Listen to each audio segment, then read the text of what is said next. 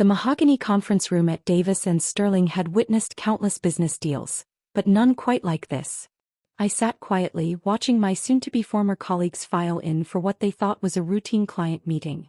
If only they knew they were about to attend their own professional funeral. "Emily, take notes," managing partner Robert Sterling barked, barely glancing in my direction. Even after 5 years as their top account manager, I was still treated like an intern when my brother was in the room. James, my younger brother by 2 years, settled into what would soon be my chair, his new designer suit practically screaming future partner. He'd been working here for exactly 6 days, ever since our father had called in his old friend Robert to give his only son a proper career opportunity. "The Anderson account numbers look promising," Robert began, shuffling through papers. "Though we could optimize." "Actually," I interrupted softly, "the Anderson Group terminated their contract this morning." The room fell silent. Anderson had been a $10 million annual client, one I'd brought in and managed for 3 years. "What?" Robert's face reddened. "Why wasn't I informed?" "I sent an email," I replied, opening my laptop, "along with notifications about Weber Corp, Phoenix Industries, and Global Dynamics all terminating their contracts." James's smug smile faltered slightly. "Those were all multi-million-dollar accounts I'd secured and managed. This is unacceptable." Robert slammed his hand on the table. "Your responsibility was to maintain these relationships until your transition." "Ah yes, my transition," their polite term for firing me to give my brother my position. Because apparently 5 years of successful client management couldn't compete with being the male child of Robert's golf buddy. About that transition, I smiled slightly, pulling up a document on the conference room screen. I should mention that Nova Enterprises is also reviewing their contract with Davis and Sterling. The color drained from Robert's face. Nova was their biggest client, worth over $50 million annually. The account that had single-handedly funded their last 3 expansions. "Nova is very happy with our services," James interjected quickly. "Father assured me." "Father assured you wrong," I cut him off. "Nova's CEO is particularly interested in firms that value merit over nepotism." "You've been speaking to Nova's CEO?" Robert's voice shook slightly. In 5 years, no one at Davis and Sterling had managed to get a direct meeting with Nova's elusive chief executive. "Oh yes," I replied, clicking to the next slide. "We had quite an interesting discussion about business ethics, client management, and the practice of firing qualified employees to hire their less experienced brothers." The conference room doors opened, admitting a stream of serious-looking executives in expensive suits. The Nova Enterprises logo gleamed on their briefcases. "In fact," I continued as my former colleagues stared in growing horror, "we discussed it over dinner last night. Right after I signed the paperwork making me Nova's majority shareholder." James's new Mont Blanc pen clattered to the floor. Robert's face had progressed from red to an interesting shade of purple. That's impossible," he stammered. "Nova is a multi-billion-dollar company." "Yes," I agreed pleasantly. "One that I built from scratch while working here using a different name. All those late nights you mocked me for, all those unnecessary client meetings. I was actually running 2 companies, one of which is about to stop being your client." The Nova executives began distributing documents. Termination notices, contract cancellations, detailed reports of Davis and Sterling's questionable business practices. "You can't do this," James protested weakly. "Father said this position was mine."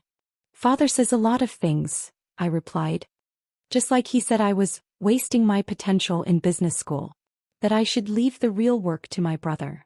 That women aren't suited for executive positions." Robert was frantically scrolling through his phone, probably checking Nova's public records. But he wouldn't find anything. I'd maintain my anonymity carefully, using holding companies and private trusts to build my empire right under their noses. "The termination is effective immediately," I announced, standing up. "Though you might want to check your other client lists. It seems several of them received very interesting information about Davis and Sterling's hiring practices." The Nova executives had finished distributing their papers. The message was clear. Davis and Sterling's biggest client was walking away, taking dozens of other accounts with them. "Clear your desk," Robert had told me last week, smirking as James lounged in my office. Your brother's taking over.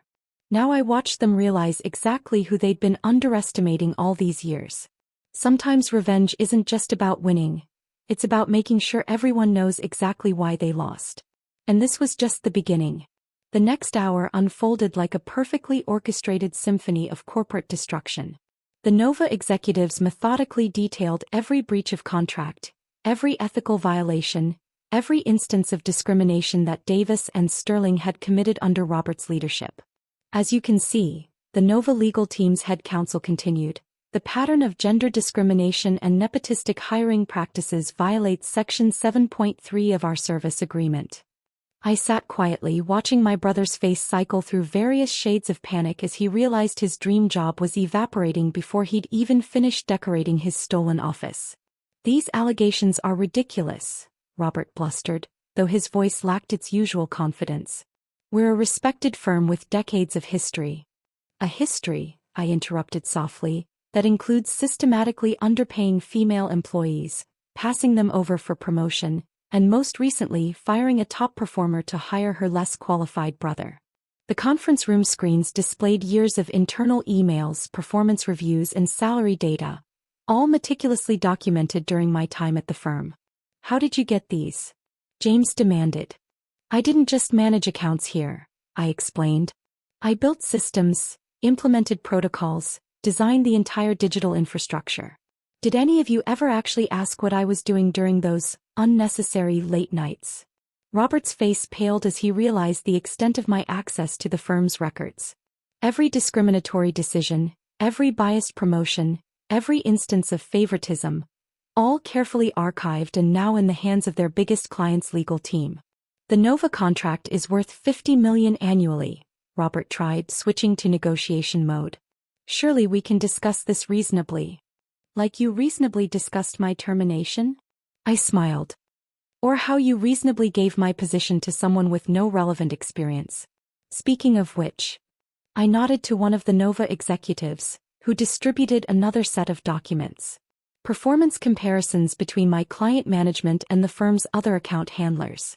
As you can see, I continued, the accounts under my management generated 40% more revenue than any other portfolio. They also had the highest client satisfaction ratings and lowest complaint rates. James shifted uncomfortably in his new chair, my old chair. Father said this position was perfect for me. Yes, let's talk about Father. I turned to face him. Did he mention that while he was arranging your cushy job here, I was building Nova Enterprises into a billion-dollar company? That while he was bragging about your golf scores to Robert, I was revolutionizing client relationship management? The screens now showed Nova's true organizational structure, with my name, my real name, at the top as CEO and majority shareholder. All those client meetings you mocked me for attending? I continued. I was actually meeting with myself, coordinating between my two companies. Every time you questioned my dedication to Davis and Sterling, I was actually running a company worth 100 times more. Robert was frantically typing on his phone, probably trying to damage control with other clients. But it was too late. News of Nova's contract termination was already spreading through the business world. The impact of losing the Nova contract, one of the executives explained clinically, will likely trigger a review of Davis and Sterling's standing with other major clients. Our analysis suggests a potential 70% reduction in annual revenue. The color drained from Robert's face as he realized the full implications. Losing Nova wouldn't just hurt their bottom line. It would likely start an exodus of other clients questioning the firm's stability. You can't do this, James protested weakly. It's not fair. Fair. I laughed softly. Like it was fair to fire someone with 5 years of successful experience to hire their inexperienced brother? Like it was fair to pass over qualified women for promotion because they didn't belong to the right country club. The Nova team had finished their presentation. The message was clear. Davis and Sterling's biggest client was walking away, and they were taking their $50 million with them. One more thing, I added, pulling up a final document. Those client relationships you thought would transfer smoothly to James? They're actually bound by personal service agreements, with me. Robert's hands shook as he read the contracts. Every major client I'd brought to the firm had signed agreements specifically tied to my services. Without me, those relationships were terminable at will. You planned this, he whispered. All of it. For 5 years, I confirmed. Every time you underestimated me, every time you dismissed my contributions, every time you treated me like a disposable employee, I was building something bigger than you could imagine. The Nova executives began packing up their briefcases. The termination was complete, the damage done. Clear your desk, Robert had sneered last week. Your brother's taking over. Now I watched them realize exactly who they'd been underestimating all these years. Sometimes revenge isn't just about winning. It's about making sure everyone knows exactly why they lost. And we were only halfway through my plan. The aftermath of Nova's departure unfolded exactly as I'd orchestrated. Within hours, Davis and Sterling's carefully constructed facade of success began crumbling like a house of cards in a hurricane. Ms. Nova, my assistant's voice came through my earpiece as I watched the chaos continue in the conference room. The other firms are ready to announce their contract terminations. I smiled, thinking of the dozen other major clients I'd quietly prepared for this moment. Proceed with Phase 3. Robert's phone began buzzing incessantly as notifications poured in. One by one, their top clients announced they were following Nova's lead, citing concerns about management practices and ethical considerations. This is impossible, James muttered, frantically scrolling through his phone. Father said this position was secure. Interesting choice of words, I replied, pulling up another set of documents on the screens. Let's talk about security, specifically, the security of client data under Davis and Sterling's management. The color drained from Robert's face as he recognized the internal audit reports I'd secretly commissioned. Reports showing years of negligent data practices, preferential treatment and questionable billing procedures. These are confidential documents, he sputtered. We're confidential, I corrected. Now they're evidence in multiple regulatory investigations. Amazing what people will share when they realize they've been enabling discrimination. The screens filled with more damning information. Emails discussing deliberate suppression of female employees' advancement, meetings where qualified candidates were passed over for golf buddy referrals, and detailed documentation of the systematic bias that had defined the firm's culture. Your father's influence won't help here, I told James as he reached for his phone. Unless he'd like to explain to the ethics board why he pressured a firm to fire its top performer based on gender. The Nova executives had been joined by representatives from other major clients, all carrying termination notices and demands for explanation. The conference room that had witnessed countless deals was now hosting the firm's dismantling. We can fix this, Robert tried, his voice desperate. Whatever you want, partnership, board position, name on the door. Like the partnership you promised 3 years ago? I asked quietly. The one that mysteriously went to John from the country club instead? Or the board position that went to Peter's son fresh out of college? My phone buzzed with updates from across the business world. Davis and Sterling stock plummets amid client exodus. Major law firm faces ethics investigation. Nova Enterprises CEO exposes systemic discrimination. The annual client retreat next month, Robert said weakly. All our major relationships. Has been rebooked at Nova's resort, I finished. Though I doubt Davis and Sterling will have enough clients left to fill a conference table, let alone a retreat. James slumped in his chair, my old chair, as reality finally sank in. What happens now? I stood, smoothing my designer suit. Now you experience what real business looks like. Not the nepotistic fantasy world father created, but the reality of earning your position through merit. The screens showed Davis and Sterling's stock price in free fall as the market responded to the mass client exodus. 5 years of my careful planning, executed perfectly in a single morning. Your office needs to be cleared by noon, I informed James. Though you might want to leave the furniture. It was purchased with Nova's retainer fees. Robert's hands shook as he reviewed the mounting damages. Loss of major clients, regulatory investigations, public relations nightmare. All orchestrated by the employee he'd dismissed as disposable. One more thing, I added, pulling up a final document. Remember that client appreciation gala you excluded me from last month? The one where important business relationships were discussed. The screen showed photos from the event. Specifically, The private meetings where Robert and his inner circle had planned my replacement with James. Fascinating conversations, I continued. Especially the part where you discussed how to handle the female problem in senior management. The ethics board found those recordings particularly interesting. Recordings? Robert whispered. Amazing what people will say when they think they're among friends, I smiled. Though you might want to choose your dinner venues more carefully in the future. Nova Enterprises owns that restaurant, and several others where you've held your private meetings.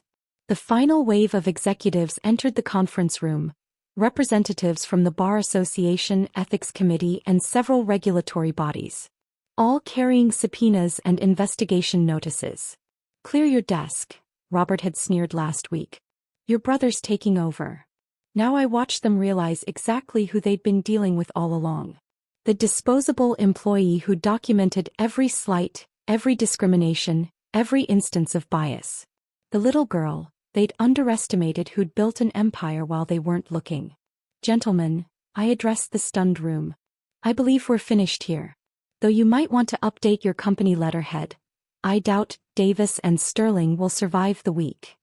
Because sometimes revenge isn't just about winning. It's about systematically dismantling everything your opponents thought was secure. And I had planned every detail perfectly. The aftermath would become legendary in business circles.